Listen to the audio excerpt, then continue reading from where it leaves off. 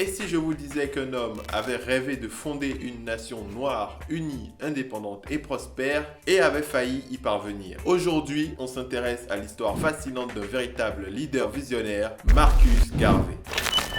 Marcus Mosiah Garvey est né le 17 août 1887 à St. Anne's Bay en Jamaïque. Dans sa jeunesse, il développe très rapidement une véritable passion pour la lecture. Il trouve très vite du travail dans une imprimerie et est élu meneur par son syndicat lors d'une grève. Il est renvoyé, devient orateur et s'engage dans le militantisme politique. Après avoir voyagé en Amérique latine puis à Londres, il rentre en Jamaïque et arrive aux États-Unis où il fondera en 1917 la Universal Negro Improvement Association. Son slogan, One God, One Aim, One Destiny. En 1919, Marcus Garvey crée la Black Star Line Company, une compagnie maritime financée par des Afro-Américains. Elle est destinée à relier les Amériques à l'Afrique dans un projet de rapatriement. Marcus Garvey va alors parcourir les États-Unis pour promouvoir son initiative économique et va réunir plus de 300 000 partisans, ce qui va attirer l'attention des autorités fédérales. En parallèle, il fonde des entreprises et crée le journal Negro World qui sera banni par les autorités coloniales qui le jugent subversif.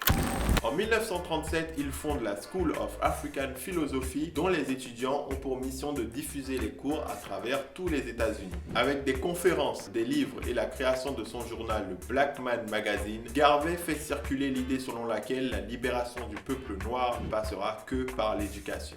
C'est la base de toute la philosophie de Garvey. Apprendre, lire, comprendre, obtenir la connaissance pour se libérer. Il s'éteindra le 10 juin 1940, laissant derrière lui l'héritage d'un combat pour l'émancipation et la libération du peuple noir.